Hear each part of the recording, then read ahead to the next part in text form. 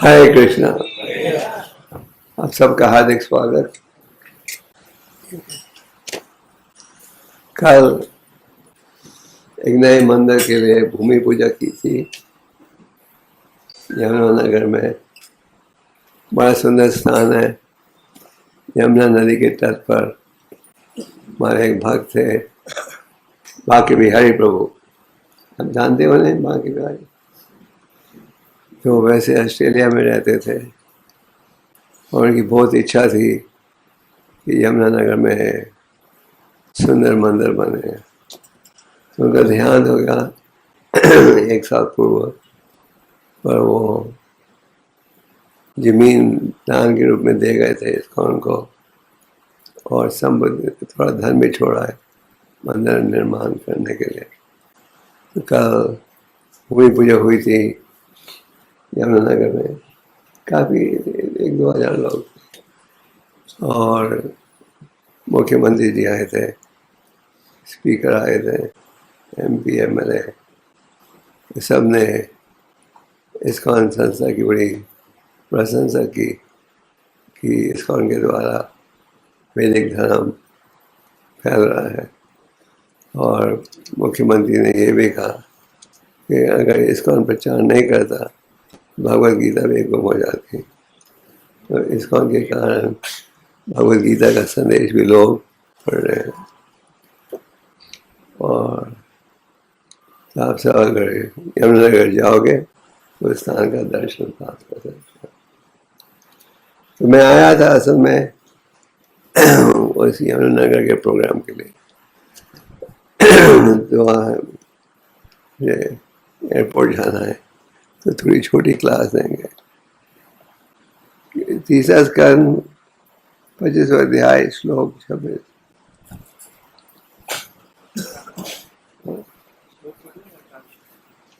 श्लोक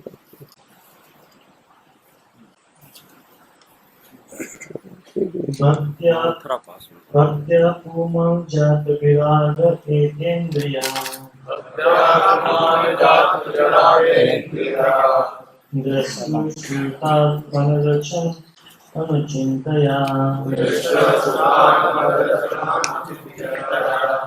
चित्तस्य यतो ग्रहणे योगयुक्तो यदिष्यते विजुवीर्यो योगमार्गे।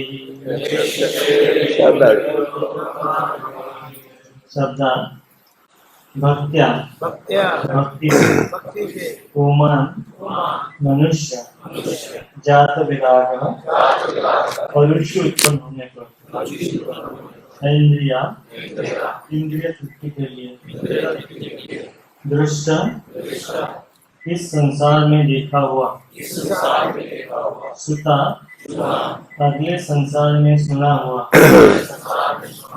मत रचना सृष्टि के मेरे कार्यकलाप इत्यादि अनुचिंतया निरंतर चिंतन करने से चित्तस्य मन का यत्तः लगा हुआ ग्रहणे नियंत्रण में योग युक्त भक्ति योग में स्थित यदिष्यते प्रयास करेगा ऋजुभिः सरल योग मार्गे योग की विधियों के द्वारा। अनुवाद।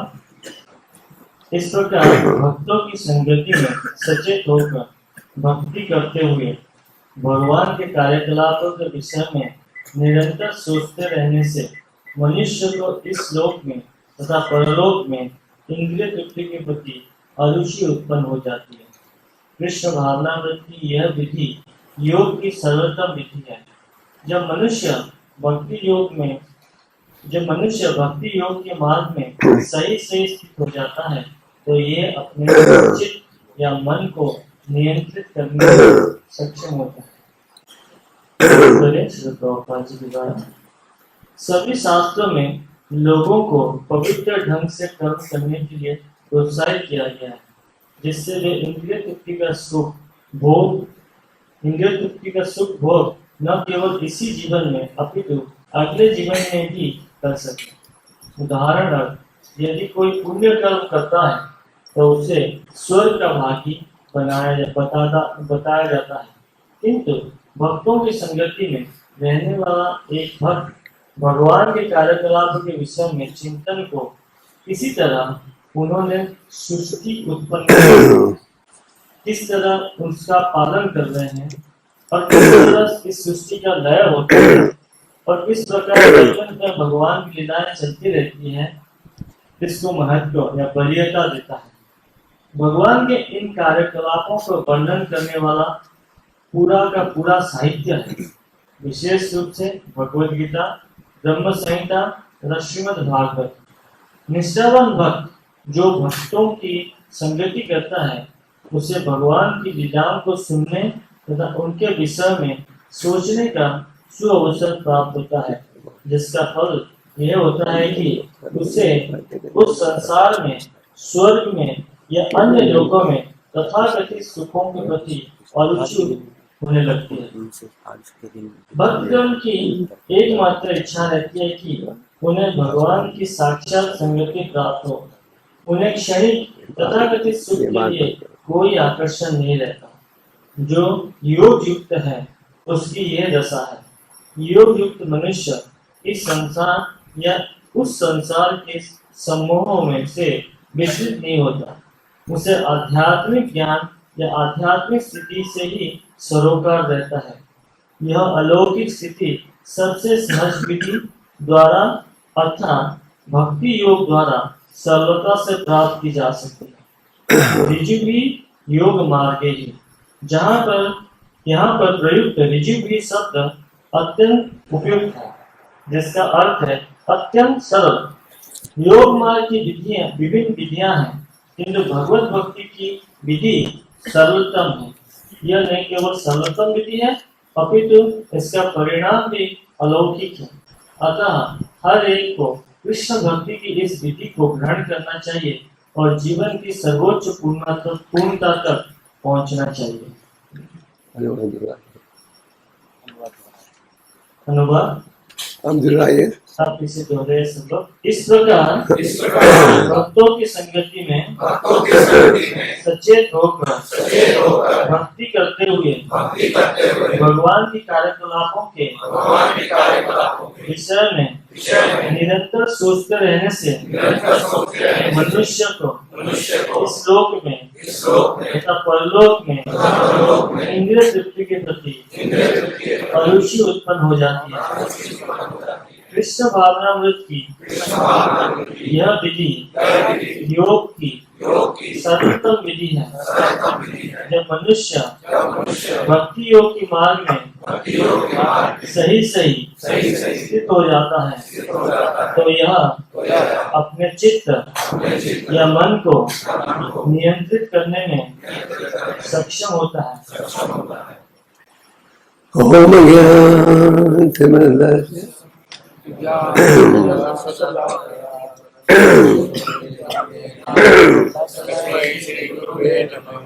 श्री चैतन्य मनोवेशम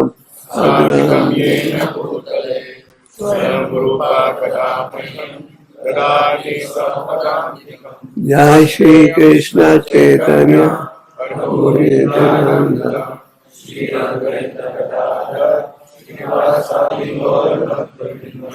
हरे कृष्णा कृष्णा कृष्णा हरे हरे हरे राम राम राम हरे हरे कृष्ण।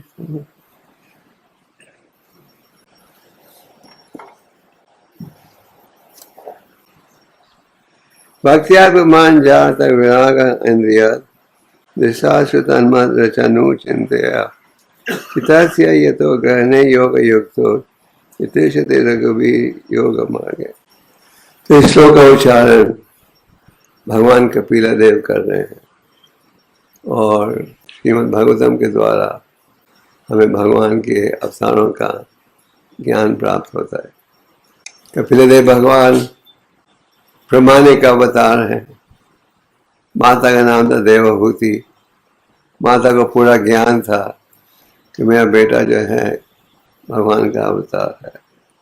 तो इस अध्याय के आरंभ में माता ने बेटे से पूछा, कहा कि मुझे ऐसा ज्ञान दो जिसके द्वारा मैं अनेक कष्टों से छुटकारा प्राप्त कर सकूं।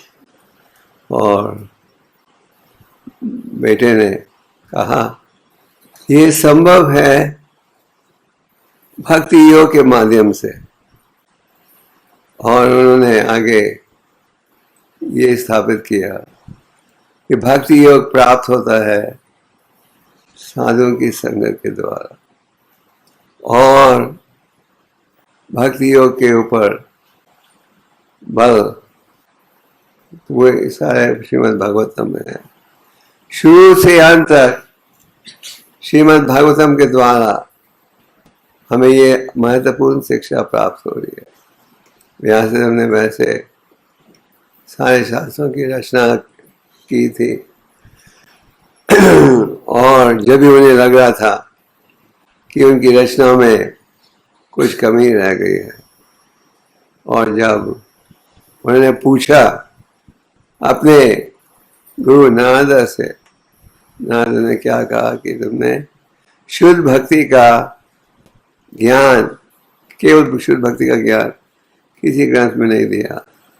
जिसके पश्चात व्यासदेव ने हमें ये श्रीमद् भागवतम को उपदेश दिया है, जो कि सबसे महत्वपूर्ण ज्ञान है। और ये ज्ञान हमारे पास पहुंच रहा है गुरु परंपरा के द्वारा।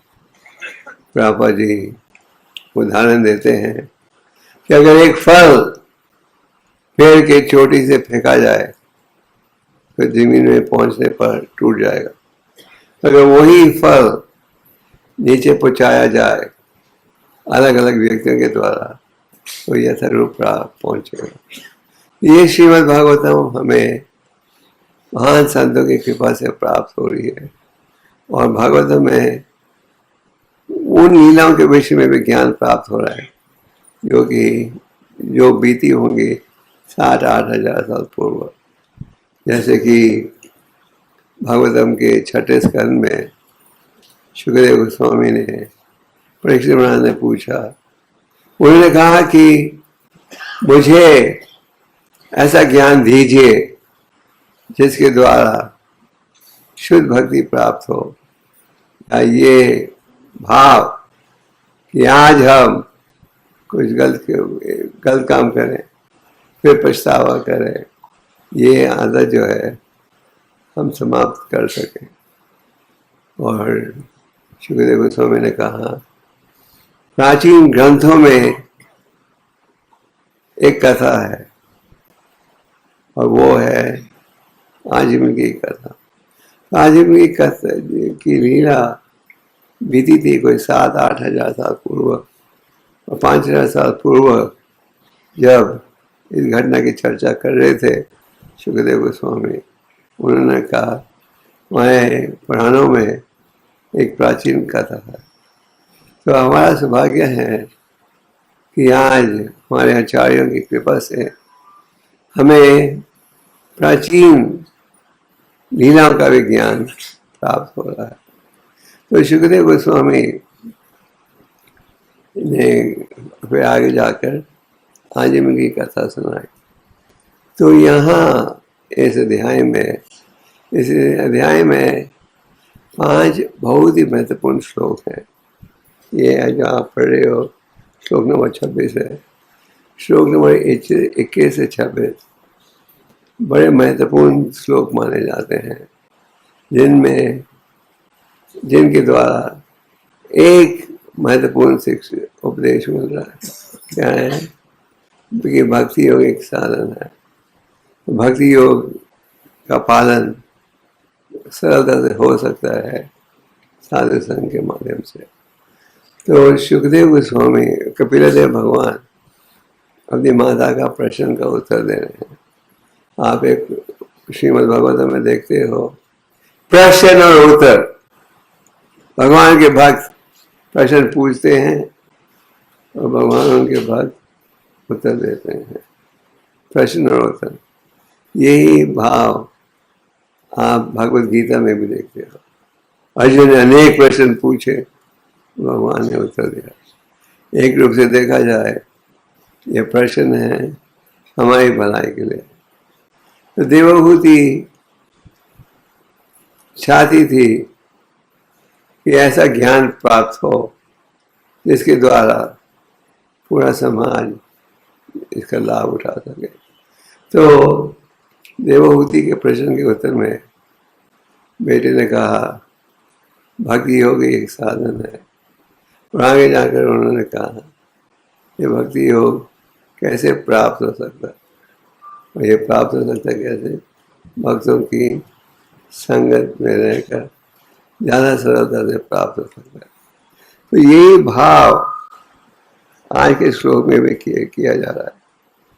यहाँ आज के श्लोक में भगवान कपिलदेव क्या कह रहे हैं, भक्ति योग जिसका पालन भक्तों की संगत में द्वारा होता है, उसके पालन से इंद्रिय तृप्ति में अरुचि पैदा हो सकती है। इस समय हमारी रुचि है किसमें, भौतिक कार्यों में, और हमारा उद्देश्य क्या है, क्या है उद्देश्य, भौतिक कार्य में रुचि घटाएं और आध्यात्मिक कार्य में रुचि बढ़ाएं। यह है हमारा उद्देश्य। हम पलते हैं अज्ञानता में और यहाँ एक मंत्र का उच्चारण करते हैं, ओम ज्ञान से मैंने दर्श किया ज्ञानांजन गया। वहाँ जन्म हुआ था अज्ञानता में, गुरु साधु की संगत से ये ज्ञान प्राप्त हुआ है। तो हमारा उद्देश्य है भौतिक कार्यों में रुचि बढ़ा। तो ये कैसे संभव है, ये भक्ति की विधियों के पालन द्वारा।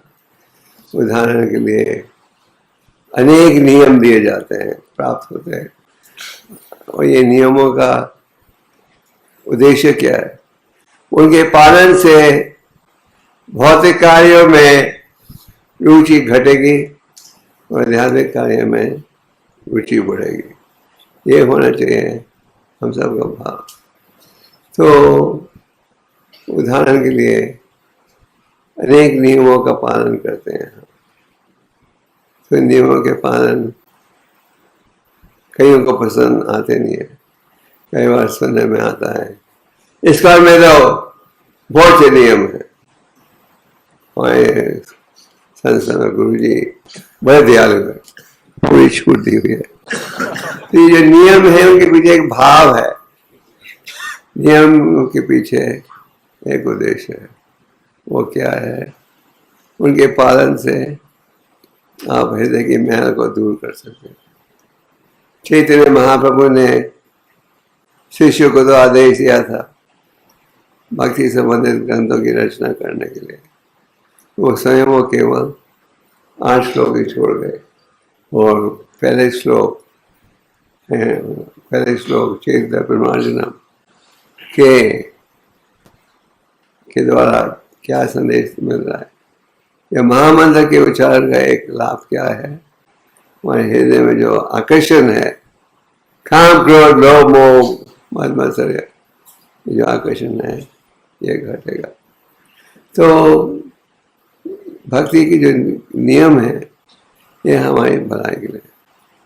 और साधु संघ के विषय पर बार बार आप पढ़ते हो, क्या कारण है, क्योंकि ये बहुत महत्वपूर्ण है अगर हम भक्ति के मार्ग में उन्नति करना चाहते हैं।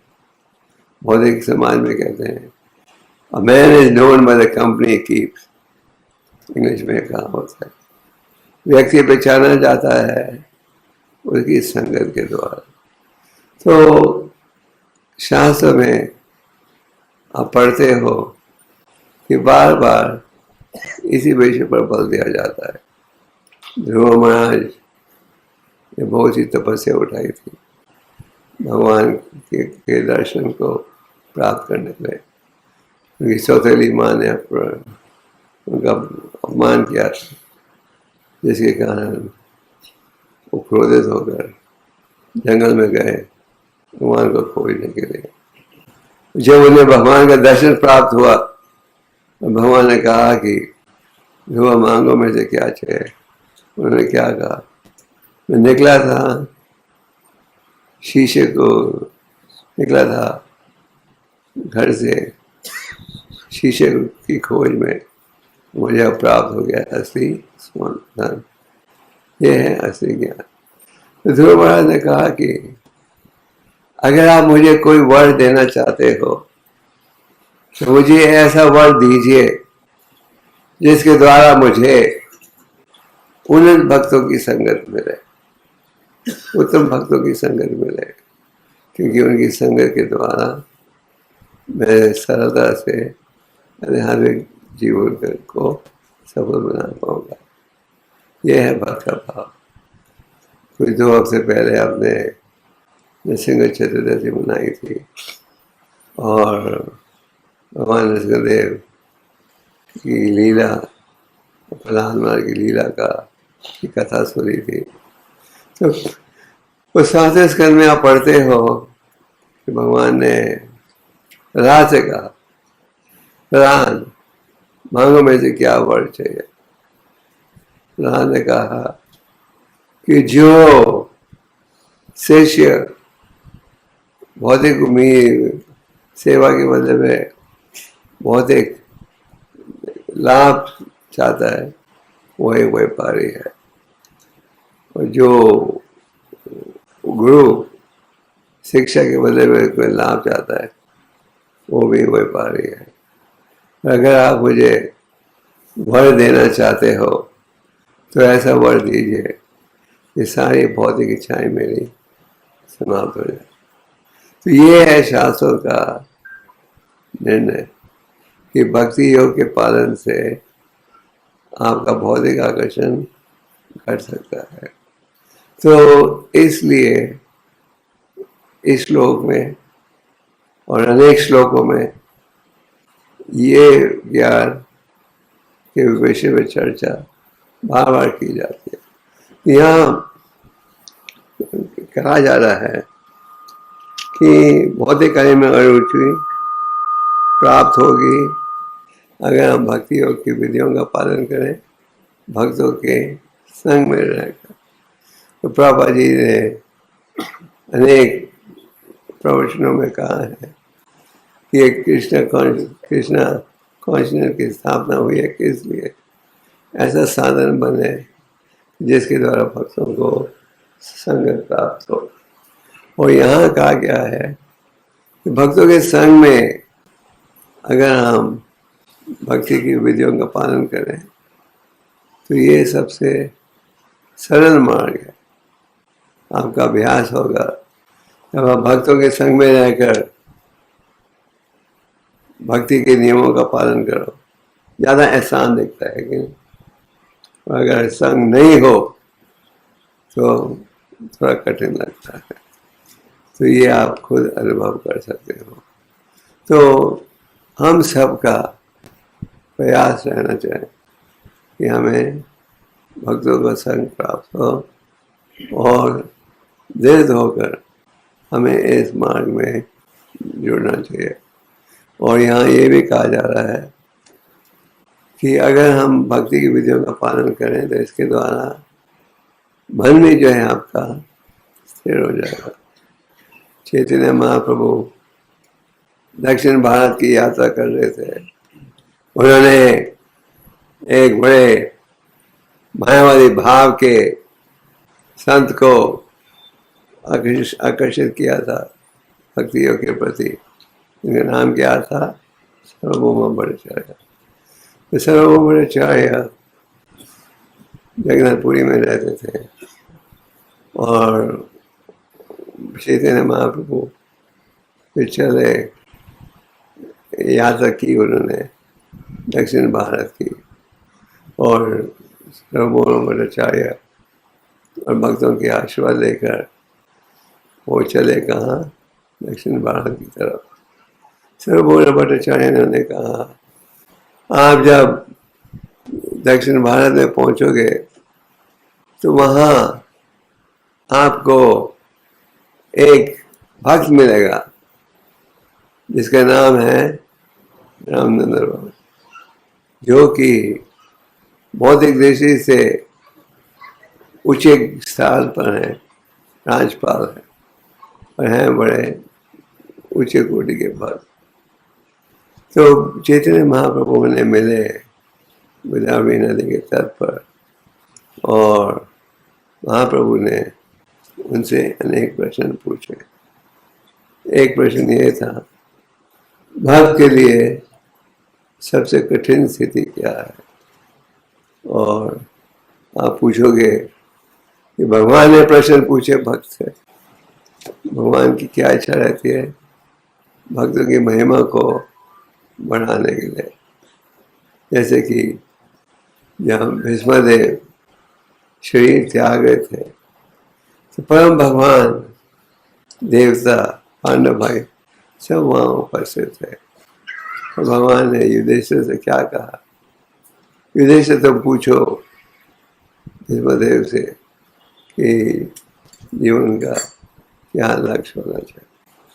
तो भगवान की सदा इच्छा रहती है कि अपने भक्तों की महिमा को बढ़ाए। और तो उन्होंने अनेक प्रश्न पूछे, इसमें एक था, भक्त के लिए सबसे कठिन स्थिति कौन सी है? इसके उत्तर में क्या कहा रामचंद्र रॉय ने, भक्तों की संगत से जुदा हो जाना, ये भक्त के लिए सबसे पेनफुल, दर्द वाली स्थिति है, भक्तों की संगत से जुदा हो जाना। तो हमारा भाव होना चाहिए कि हम सदा भक्तों के संग में रहे और भक्तों के संग में रहकर शरणम कीर्तनम जो है जाना सरल हो जाता है। तो हम सबका भाव क्या होना चाहिए कि भक्ति के कार्यों में रुचि बढ़े। और इस विषय पर चैतन्य महाप्रभु सनातन गोस्वामी को शिक्षा देते हुए क्या कहते हैं, जो भक्ति के लिए अनुकूल है उसे स्वीकार करो और जो प्रतिकूल कार्य है उसे त्यागो। तो इस श्लोक में आप ये भी पढ़ते हो कि भक्ति योग की विधियों के पालन से आप अपने चंचल मन को भी वश में ला सकते हो। और किस प्रकार से? भक्ति योग की नियमों के पालन से।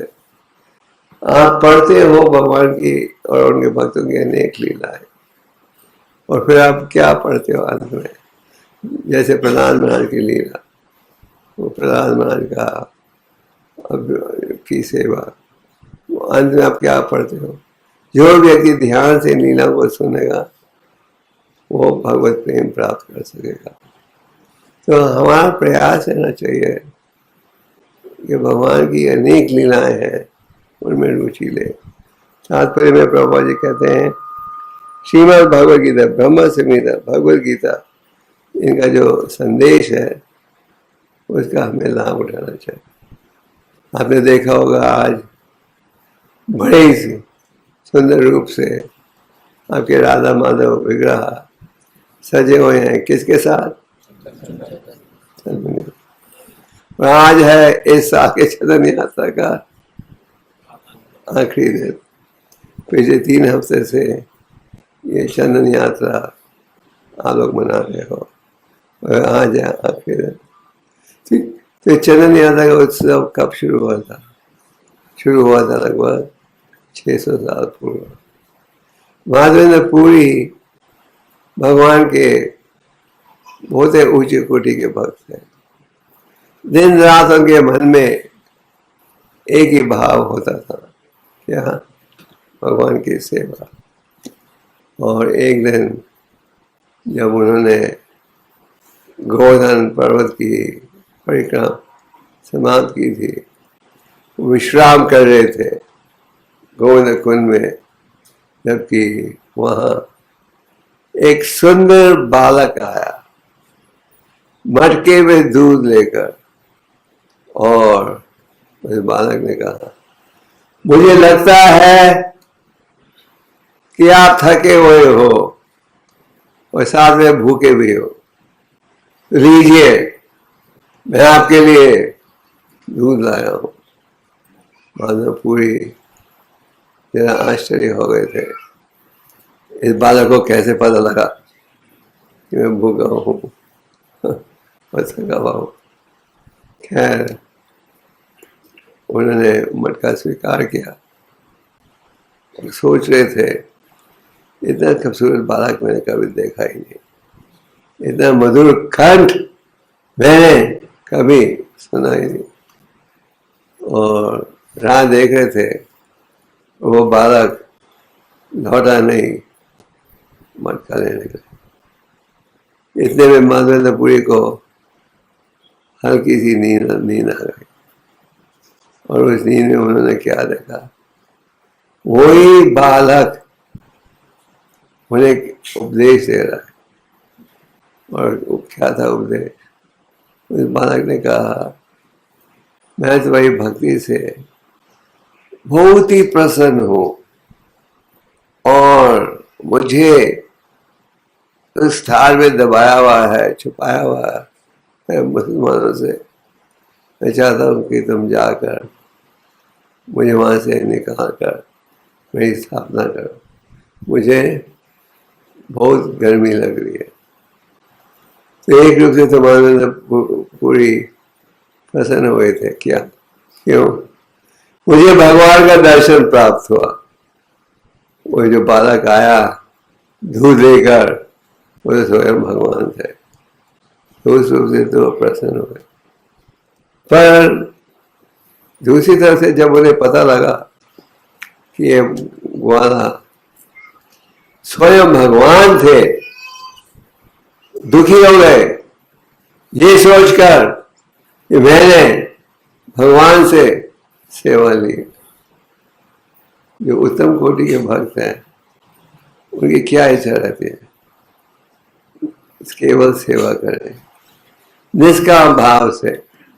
चैतन्य चतुर्वेद में कहा गया है, कृष्ण भक्त निष्कामा अतएव शांता, मुक्ति मुक्ति सिद्धि कामी कार्य शांता। उत्तम कोटि के भक्त हैं, वो निष्काम भाव से भगवान की सेवा में जुड़ना चाहते हैं। साकाम भाव से भी आप जुड़ सकते हो। भगवान भगवद गीता के 7वें अध्याय में क्या कहते हैं? कितने प्रकार के व्यक्ति उनकी शरण लेते हैं? चातुर्वेदा आप जानते हैं। 4 प्रकार के कौन है? एक, जिसे धन चाहिए, पर आप लोगों को तो शायद धन नहीं चाहिए धन चाहिए। दूसरा, रोगी है। फिर तीसरे श्रेणी का जिज्ञासु, और चौथे श्रेणी का जो ज्ञानी, उसे पता है कि भगवान का अंतिम उपदेश क्या है गीता में, सर्वधर्मान् परित्यज्य मामेव अहं त्वं सर्वपापेभ्यो मोक्षयिष्यामि।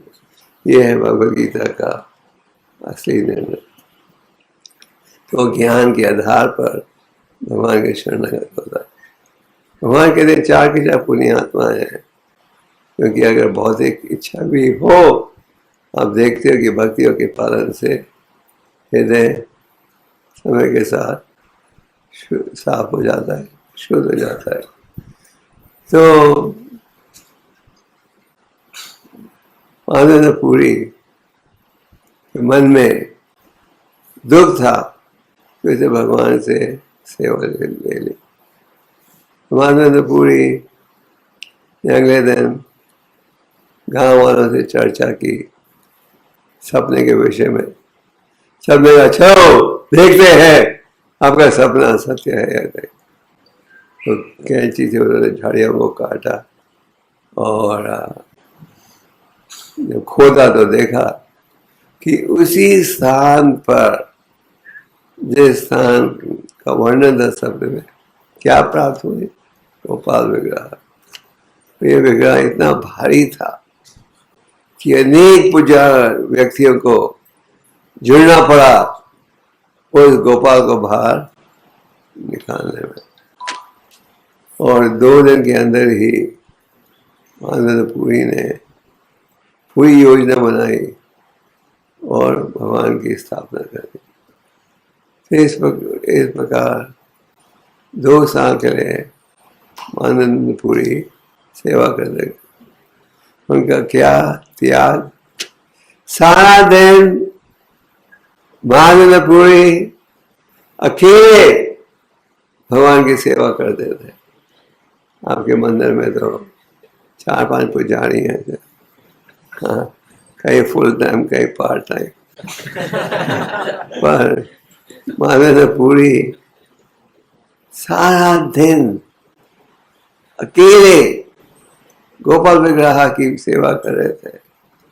और रात को भगवान को सुलाने के बाद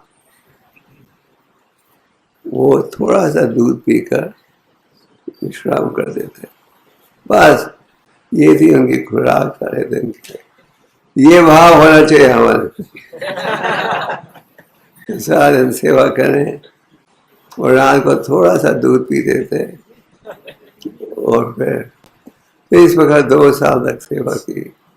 फिर भगवान ने आनंदपुरी की परीक्षा ली। परीक्षा कैसे ली? एक बड़ा कठिन आदेश दिया। और वो आदेश क्या था? मेरा भारी हूं तुम्हारा कि तुमने मेरी स्थापना की है, तो मुझे अभी भी गर्मी लग रही है। आप कहोगे गर्मी लग रही तो एयर कंडीशनर लगा देना। और उस दिन में तो एयर कंडीशनर थे नहीं, पंखे थे नहीं। भगवान ने कहा मुझे अभी भी गर्मी लग रही है, मेरे लिए चंदन लेकर आओ। तो भगवान भी अपने भक्तों की परीक्षा लेते हैं। कई बार जब हम भक्ति में जुड़ते हैं और कोई कठिनाई की स्थिति आती है, हम कहते हैं हमें भगवान ने ऐसी सजा क्यों दी, हमें क्या गलती की थी कि हमें ये सजा भुगत रहे। तो हमें भूलना नहीं चाहिए कि अगर भगवान जो है हमारी सजा को घटा देते हैं, और भक्त जो है सुख में और दुख में दोनों ही परिस्थितियों में केवल परम भगवान के शरणागत होता है। तो आनंदपुरी को इतना कठिन आदेश दिया भगवान ने। वो निवास कर रहे थे गोवर्धन में, और चंदन लाने के लिए उन्हें गोवर्धन से कहा जगन्नाथपुरी तक पहुंचना था। अगर आज आपको कहा जाए जगन्नाथपुरी जाओ, तो कहोगे नो प्रॉब्लम, हवाई जहाज की टिकट ले लोगे या गाड़ी की टिकट ले लोगे और पहुंचने का प्रयास करोगे। उन दिन में ये सुविधा नहीं थी। तो इतनी लंबी यात्रा भगवान की खुशी के लिए निभाने को तैयार थे। ये था उनका भाव। तो हमारे मन में भी ऐसा भाव अनुकूल होना चाहिए। भगवान की सेवा के लिए अगर कठिन स्थिति भी हो, हम इसे उत्साह के साथ सहने को तैयार है। एक समय प्रभुपाद जी का स्वास्थ्य ठीक नहीं था, तो भक्त प्रभुपाद जी को कह रहे थे आप जाइए विश्राम कीजिए। प्रभुपाद ने अंग्रेजी में कहा please don't take away my privilege to struggle for Krishna. भगवान के लिए संघर्ष करना उनकी सेवा में, ये तो अत्यंत भाग्यशाली व्यक्तियों को ये मौका प्राप्त होता है। तो ये मौका, ये जो अवसर है, ये सेवा मुझे करने दो। तो भगवान ने परीक्षा ली आनंदपुरी की। आनंदपुरी ने 2 ब्राह्मणों को दीक्षा दी। उन्हें शिक्षा दिया, वो आगे बढ़े कहाँ, जगन्नाथपुरी की ओर।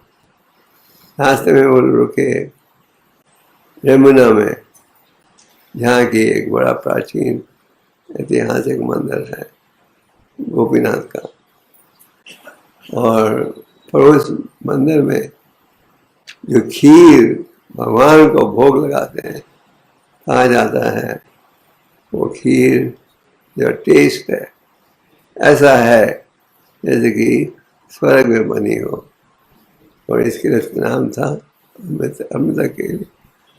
तो माधवपुरी की इच्छा थी कि खीर चखने को मिले, पर उन्हें पता लगा इच्छा प्रकट हुई है जब भगवान को भोग लग रहा था।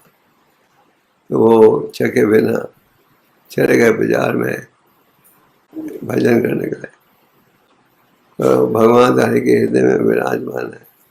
ईश्वर सर्वभूतानां हृदयेषु रजनति। भगवान ने अपने शुद्ध भक्त की प्रशंसा की। क्या क्या खीर के प्यार को चुरा कर पर्दे के पीछे छुपा दिया और पुजारी को आदेश दिया, एक माधवपुरी नाम का संत है, बाजार में जाप कर रहा है, ये खीर उसे पूछा दो। पुजारी को पर विश्वास नहीं हुआ कि भगवान ने खीर का प्याला चुरा दिया। खैर पुजारी बाजार में गया माधवपुरी को ढूंढने के लिए और उन्हें खीर दे दी। आगे माधवपुरी यमुना छोड़कर तुरंत चले गए कहाँ, जगन्नाथपुरी। उन्हें डर था कि अगर मैं यहाँ रहूंगा और लोगों को जब पता लगेगा कि मेरे लिए भगवान ने खीर चुराई थी तो लोग उनकी प्रशंसा करेंगे। तो भगवान के भक्त है, वो प्रशंसा नहीं चाहते, वो ये नहीं चाहते कि लोग उनका गुणगान करें। हमारी इच्छा तो क्या रहती है, सब हमारा गुणगान करें। तो माधवपुरी को क्या भय था, उनको ये भय था कि अगर मैं यहाँ रहूँगा सबको जब पता लग जाएगा कि मेरे लिए भगवान ने खीर का प्याला चुराया तो सब मेरी प्रशंसा करेंगे। तो वहाँ से जल्दी से निकल गए जगन्नाथपुरी जाने के लिए। तो ये बड़ा ऊंचा भाव है, ये भाव कि हम प्रशंसा नहीं सुनना चाहते। कृष्णदास काविराज जिन्होंने हमें चैतन्य चरितामृत दी है, वो कहते हैं मेरा नाम ही मत लो, मेरा नाम ही लोगे तो तुम्हारे सारे गुण समाप्त हो जाएंगे। तो ये भाव होना चाहिए। हमारे शास्त्रों में अगर आप महान आचार्यों की लीलाओं को पढ़ो तो आप देखोगे कि उनके मन में सदा विनम्रता का भाव। निवृत्तानंद ठाकुर अपनी रचना में क्या कहते हैं, मेरे हृदय में बिल्कुल प्रेम नहीं है। तो ये भाव होना चाहिए विनम्रता का। विनम्रता का भाव बहुत महत्वपूर्ण है अगर हम भगवत प्रेम चाहते हैं। महान संत ठाकुर भक्तिविनोद जिन्होंने हमें अनेक ग्रंथ दिए, शरणागति ग्रंथ में कहते हैं मेरे में जो हूँ बिल्कुल निकम्मा हूँ, मेरे में कोई गुण नहीं। तो ये है विनम्रता का भाव। इस विषय में चैतन्य महाप्रभु ने क्या आदेश दिया, नाद भी सुनी चेना रोड पिछाई अमानी न माना देना कितना नहीं सदा। हम सुनते हैं रोज श्लोक को, और प्रभुपाद जी के तात्पर्य को आप पढ़ो और देखोगे कि अनेक श्लोकों में ये भाव प्रकट होता है, पर हम पालन नहीं कर पाते। प्रयास करना चाहिए पालन करने के लिए।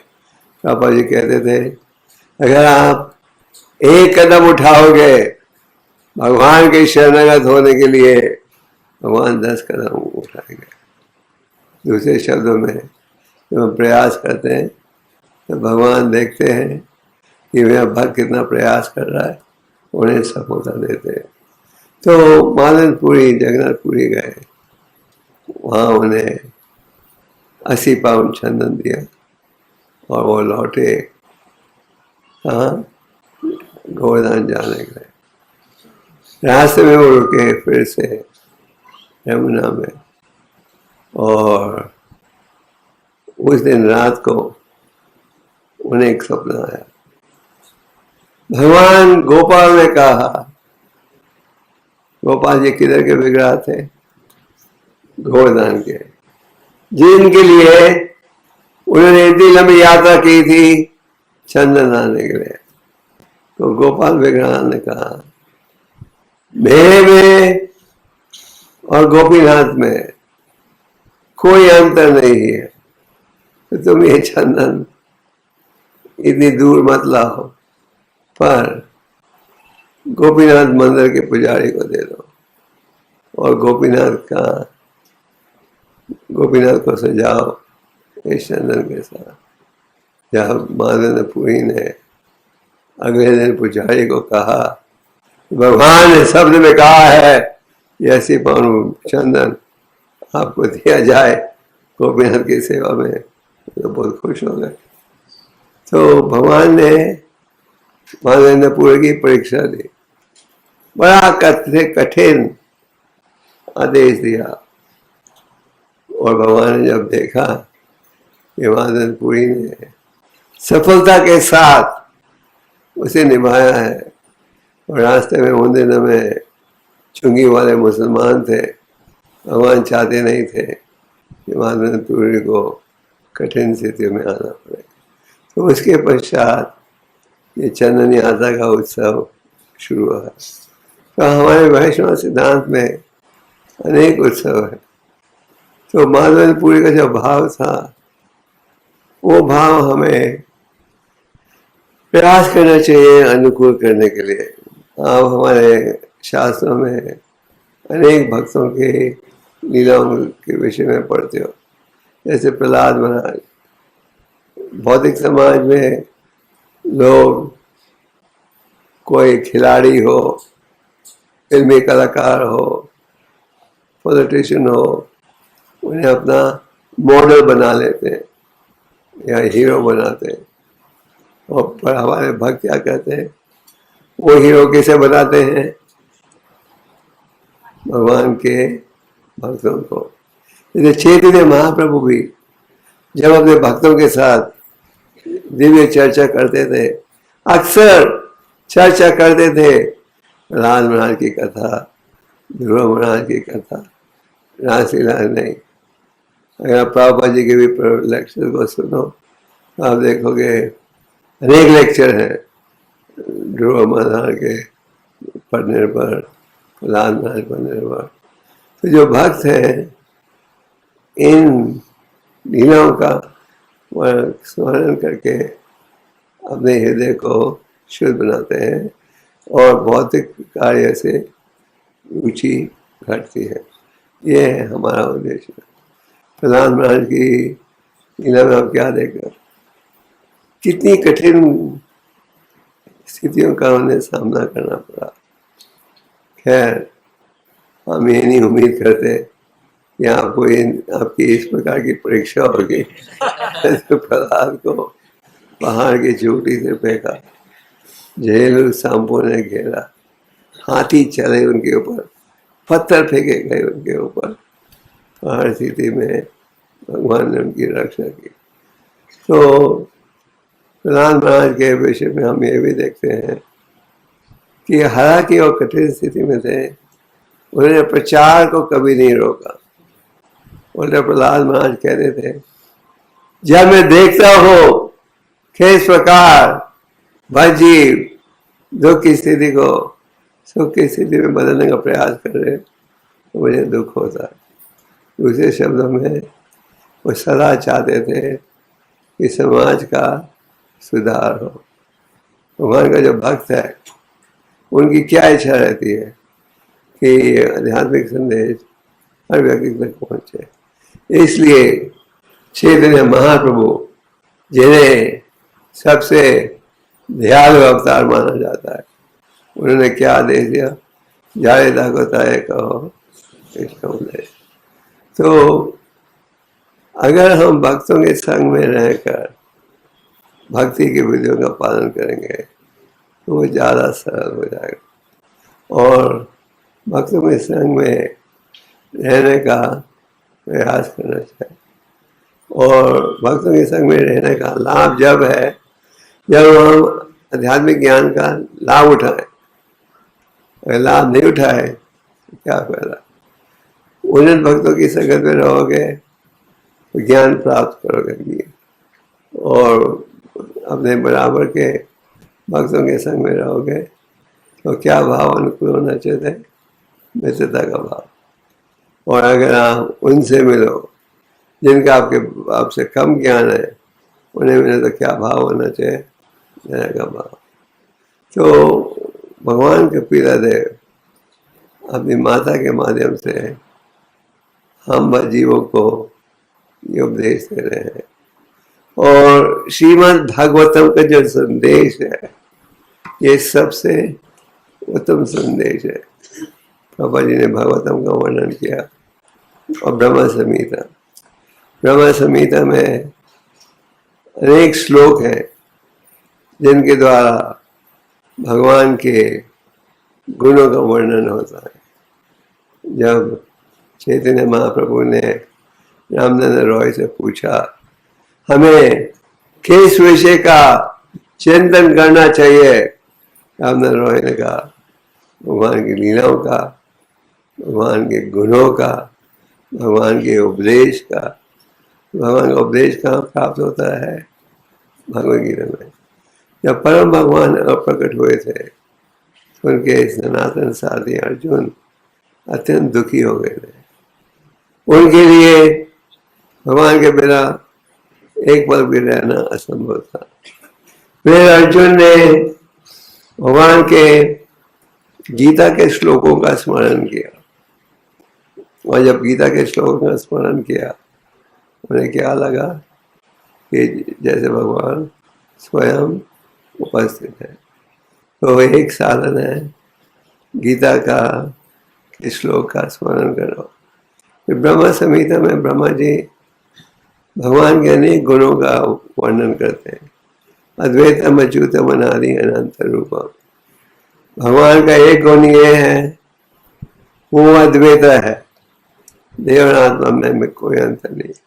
अच्युत आप और हम गलती कर सकते हैं, करते हैं।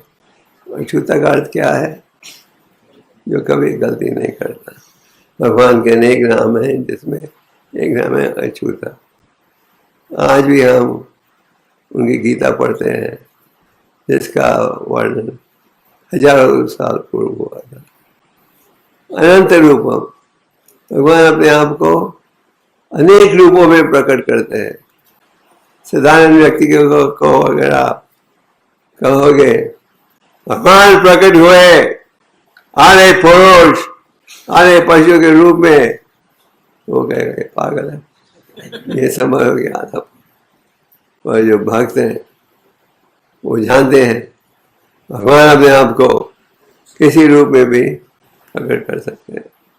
अध्यम पुराना पुरुषम नवयौवनम है सबसे प्राचीन व्यक्ति, पर दिखते हैं क्या, बिल्कुल युवक जैसे। तो भगवान को समझना है तो ब्रह्मा जी क्या कहते हैं, क्या करना चाहिए। विदेश दुर्लभम दुर्लभम आत्म भक्तों। अगर आप केवल शास्त्र के अध्ययन के द्वारा मुझे समझने का प्रयास करोगे तो दुर्लभम का अर्थ है कठिन, कठिन है। अगर तुम मेरे भक्त बन जाओगे तो तुम सरलता से कर पाओगे। इस प्रकार भगवान के अनेक गुण है। तो आज के श्लोक के तात्पर्य में पापा जी कह रहे हैं हमें गीता, भागवतम, ब्रह्म संहिता, इन प्रसिद्ध ग्रंथों के जो संदेश है उस पर विचार रखना चाहिए। तो भक्ति योग के पालन से आपका चंचल मन स्थिर बन सकता है। और ये कौन कह रहा है, कपिल देव। वीरदेव कह रहे हैं कि भक्ति योग के पालन से जो आपका जो मन है वो भी स्थिर हो जाएगा। तो वह गीता का क्या संदेश है? यही भगवान कहते हैं भगवत गीता में, भक्ति योग की विधियों के पालन से चंचल मन स्थिर हो जाएगा। तो आज के श्लोक में जैसे मैंने कहा, इस अध्याय में 5 श्लोक हैं जिनका अर्थ एक ही है, संदेश एक ही है, और भगवान अलग अलग श्लोकों के द्वारा इस महत्व की चर्चा कर रहे हैं।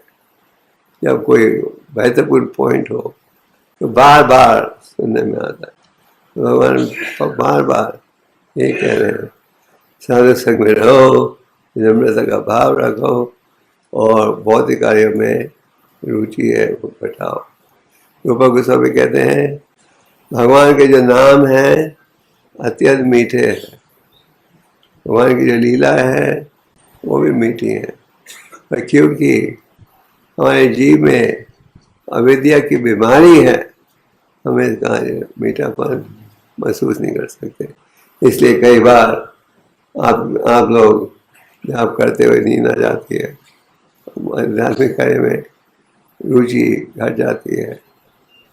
क्यों? क्योंकि हमारा आकर्षण है भौतिक कार्यों के प्रति। पर रूपा गोस्वामी कहते हैं अगर हम ध्यान से मंत्र जाप करेंगे तो क्या होगा? ये जो बीमारी है वो उसका इलाज हो जाएगा। देवी से बिना ममाई मम माया दुरतया, इस माया का विरोध करना कठिन है, जो मेरे शरण में आए वो इसका कर सकता है। भागवतम का सुनना बहुत आवश्यक है। इसलिए सूत गोस्वामी ने क्या कहा, नास्ता प्रेषु अभद्रेषु नित्यम भगवत सेवया भगवती उत्तम श्लोके भक्ति भगवती रहे। हम सबको प्रयास रहना चाहिए भागवतम को सुने पढ़े। जो लोग मंदिर में नहीं आ सकते उनको घर में पढ़ना चाहिए, हर पढ़ना चाहिए। कल इस कार्यक्रम में हम गीता की चर्चा कर रहे थे, तो हमने उर्दू की किताब उर्दू की हमने बताई गीता जो कराची में छपी थी पिछले महीने, और ये कह रहे थे आप गीता का सबको रोज पढ़ना जाए। सबके मुख्यमंत्री ने अपने जेब से गीता निकाली, देखो मैं गीता को रोज पढ़ता हूँ, अपने साथ रखता हूँ। तो गीता का संदेश, भागवतम का संदेश ये हमारी भलाई के लिए, तो भागवतम को सुनना चाहिए और पढ़ना चाहिए और दृढ़ होकर प्रयास करना चाहिए कि हम आध्यात्मिक कार्य में सफल हो। इसलिए रूपा गोस्वामी ने क्या कहा है, कौन सा श्लोक है उपदेशामृत में, उत्साह निश्चय धार्य तत्तर कर्म प्रवर्तन संग भक्ति तो रहे थे सभी भक्ति। हमें दृढ़ होकर भक्ति मार्ग में जुड़ना चाहिए। और रूपा गोस्वामी क्या कहते हैं, भक्ति भजन क्रिया के पालन से अनर्था निवृत्ति प्राप्त होगी। भक्तियों की विधियों के पालन से आप आपके जो शत्रु है उनका विरोध कर सकोगे, और भक्तों के संग में रहकर जो भी भक्ति योग का पालन सरल हो जाता है। तो इसका हमें लाभ उठाना चाहिए और एक दूसरे का सहयोग देना चाहिए कि हम भक्ति योग में सफलता प्राप्त करें। भागवतम के 34 स्कंद में भगवान प्रचेतस की आप कथा पढ़ते हो। प्रचेतस अनेक भाई थे जिन सबका एक ही लक्ष्य था, भक्ति योग। तो उन्होंने भगवान का दर्शन प्राप्त किया और भगवान ने कहा मैं तुम सब भाइयों से बड़ा प्रसन्न हूँ। क्यों? क्योंकि तुम सबके मन में एक ही भाव है क्या है वो भाव? भक्ति योग। इसलिए मैं तुम सब भाइयों से प्रसन्न हूँ। तो प्रभुपाद जी तात्पर्य में समझाते हैं कि हम सब इसी प्रकार से एक ही उद्देश्य होने चाहिए, चाहे आप गृहस्थ आश्रम में हो या ब्रह्मचर्य आश्रम में। वो क्या है? भक्ति योग में जुड़ना चाहिए और निष्काम भाव से जुड़ना चाहिए। और अगर जुड़ेंगे तो आध्यात्मिक उत्साह बढ़ेगा और दृढ़ होकर आप सेवा कर सकोगे। सब सबका भाव होना चाहिए, हम एक दूसरे का सहयोग दें भगवान के संदेश को आगे पहुंचाने में, एक दूसरे के गुणों को देखें, ये नहीं कि हम गुणों को ही देखें, और मिलकर सबका उद्देश्य होना चाहिए कि भगवान की प्रशंसा के लिए भक्ति योग में जुड़ना। भक्ति योग में जुड़ोगे तो क्या लाभ होगा? भगवान क्या कहते हैं? सर्वधर्म परित्यज्य मामेकम हम सब पापे मोक्ष में। भगवान कहते हैं सब धर्म को छोड़कर मेरी शरण में आओ। तो इसका आप सोचते हो कि मतलब है ईसाई धर्म छोड़ दो, इस्लाम छोड़ दो और वैष्णव हो जाओ। नहीं, ये अर्थ नहीं है। इसका अर्थ ये है तन मन धन से आप मेरी सेवा करो, और अगर तुम मेरी सेवा करोगे तो बिना शंका के कहाँ जाओगे? मेरे धाम में होगे। तो जब भगवान कहते हैं हम हिचकते हैं, और जब अमेज़न कंपनी कहती है माल खरीदो, अच्छा नहीं लगे तो वापस कर देना, हम विश्वास करते हैं। तो साधे संग में रहोगे तो दिल भाव बढ़ेगा।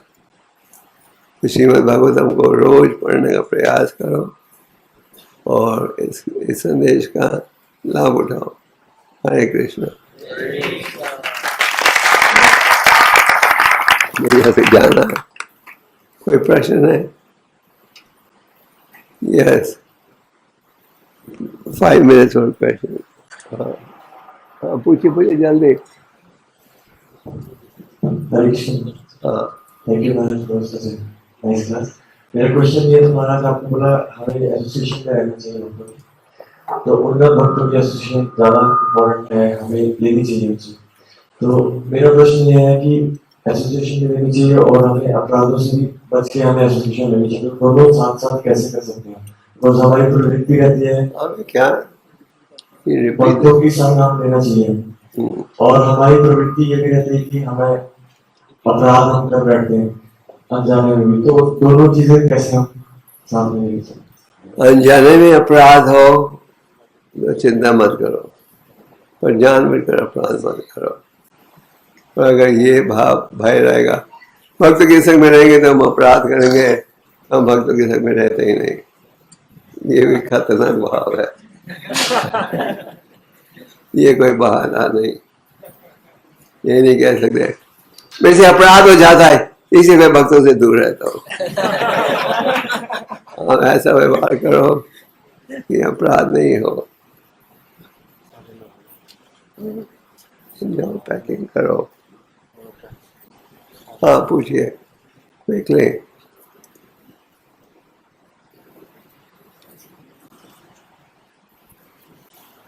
हरे कृष्णा। दलवत का नाम गुरु महाराज। गुरु महाराज, आज मैं जो भी हूँ आपकी कृपा से हूँ। बहुत ही अच्छी क्लास थी। एक मिनट में मैं करूँगा पॉइंट्स को। उसमें एक मेरा है प्रश्न। आपने बताया कि कैसे भक्ति सिर्फ भक्तों की संग से की जा सकती है, और हमें रेगुलेशन प्रिंसिपल्स अगर हमें फॉलो करनी है तभी हम भक्ति बढ़ सकते हैं। और शास्त्र बार बार हमें साधु संत पे जोर देते हैं। ध्रुव महाराज ने भी ऐसे ही कहा। और भगवान को हमेशा अपनी प्रशंसा नहीं चाहते बल्कि भगवान की प्रशंसा चाहते हैं। और प्रभुपाद ने भी कहा कि अगर आप एक स्टेप लेते हो तो भगवान 10 स्टेप लेते हैं।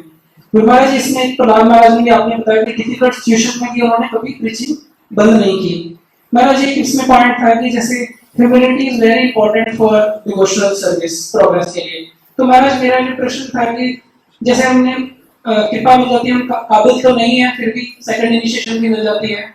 तो महाराज, जब हमें बाहर हम पहुंचते हैं तो गुस्सा आता है हमें, कोई पर्टिकुलरली नॉन डिवोटीज हम जिसको कहते हैं, कल को भक्त भी बन सकते हैं वो, पर हमें गुस्सा आता है तो हम उस समय कई बार हम ये सुनते हैं कि devotee should be like a lamb inside and lion outside. तो हमें क्या बाहर वाले जब गुस्सा आता है तो हमें गुस्सा करना चाहिए? जैसे अगर हमने सेकंड इनिशिएशन लिया है तो कहते हैं कि ब्राह्मण को गुस्सा नहीं करना चाहिए, उसकी तपस्या खत्म हो जाती है। तो हम फिर इस चीजों को कैसे ही समझ नहीं आता थोड़ा। मैंने तो ये नहीं सुना कि ब्राह्मण को कभी गुस्सा नहीं करना चाहिए। जब चैतन्य महाप्रभु ने देखा कि जगाई मदाई ने पत्थर फेंका है जिसके कारण नित्यानंद के माथे से खून निकल रहा है, वो बड़े क्रोध चक्र लेकर आए थे। तो अगर ब्राह्मण देखता है कोई भगवान की सेवा का विरोध कर रहा है या अड़चन डाल रहा है तो फिर वो गुस्सा हो सकता है। अगर उसे लगे मुझे जो आदर मिलना चाहिए नहीं मिल रहा इसलिए मैं क्रोधित होगा, वो गलत है। तो ब्राह्मण क्रोधित हो सकता है अगर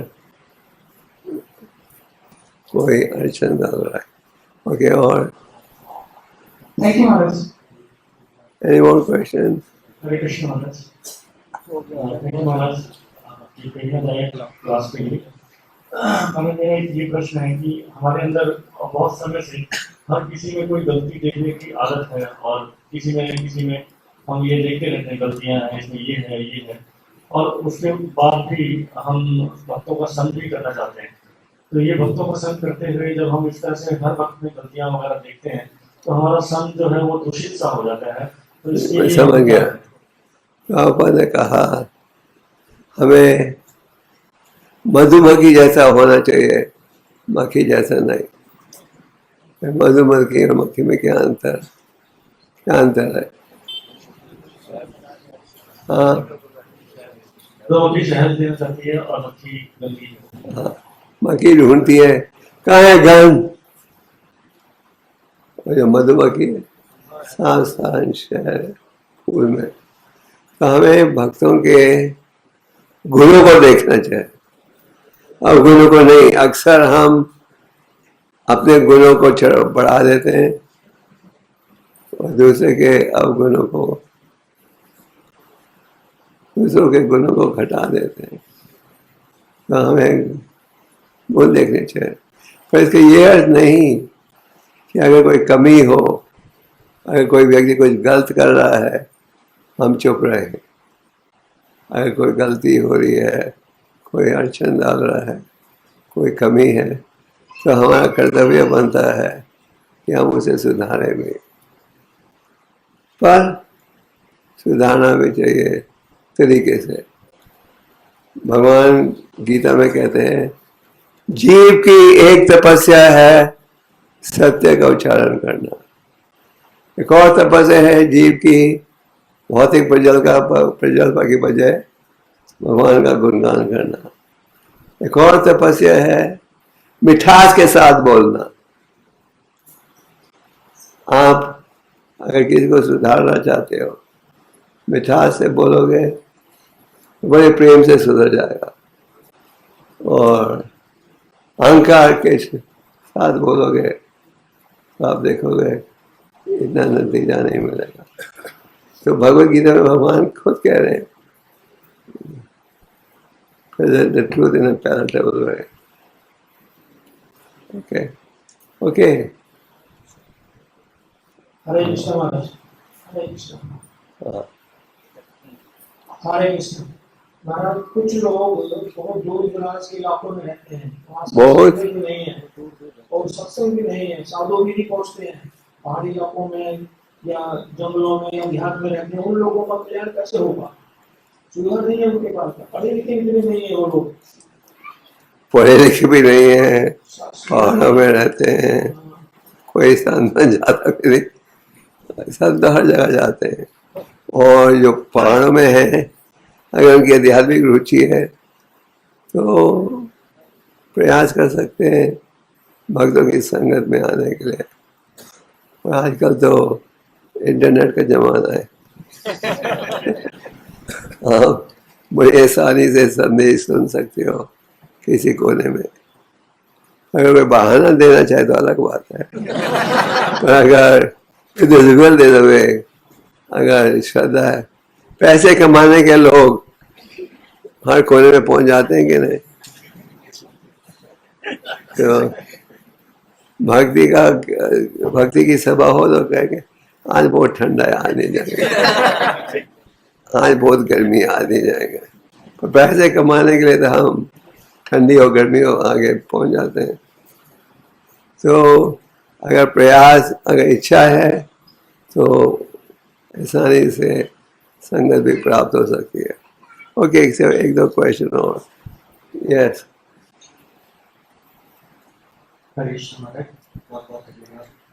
आपके जीवन से बहुत प्रेरणा मिलती है, कैसे अपने मतलब अपने जीवन में अनुकूल करते हैं महाराज। लेकिन जैसे हम इस्कॉन में आते हैं तो मतलब सुनते हैं तो भारी, जिसे कहते हैं पॉलिशिंग शुरू कर देते हैं हाथ को, भारी क्या? बाहरी से दिखावा शुरू कर देते हैं कि मैं तो नम्र हूं। तो वास्तविकता में नम्रता का अर्थ क्या है? जैसे शास्त्रों में भी आता है कि ठीक है, मैं समझ गया। कई लोग सोचते हैं नम्रता का उदाहरण है मीठे शब्दों में बोलना, प्रणाम करना, पर विनम्रता का सबसे महत्वपूर्ण अर्थ है हमें सुधार चाहिए, शिक्षा चाहिए। हम शिक्षा स्वीकार करने को तैयार है। ये नहीं कि केवल जो हमारा मन कह रहा है ठीक है, पर अगर हमें शिक्षा दी जाती है ऐसे सुधार हो तो हम तैयार हैं। समस्या ये है कलयुग में हमारा मन सदा कहता है कुछ सुनो मत, तुम सब कुछ जानते हो, तुम क्या दूसरों से कम हो। तो विनम्रता में you are ready to be guided and ready to serve, और सेवा भावना। जब चैतन्य महाप्रभु से पूछा प्रकाशानंद सरस्वती ने, आप तो इतने बड़े संस्कृत के विद्वान हो, हमारे साथ बैठकर वेदांत का अध्ययन क्यों नहीं करते, क्या पागलों जैसे नाच रहे हो? महाप्रभु ने क्या कहा? मेरे गुरु ने मुझे देखा और कहा तुम तो मूर्ख हो, तुम्हारे में केवल हरि नाम की योग्यता है। तो महाप्रभु कह रहे हैं गुरु ने कहा मैं मूर्ख हूं। ये है विनम्रता। Okay, last question.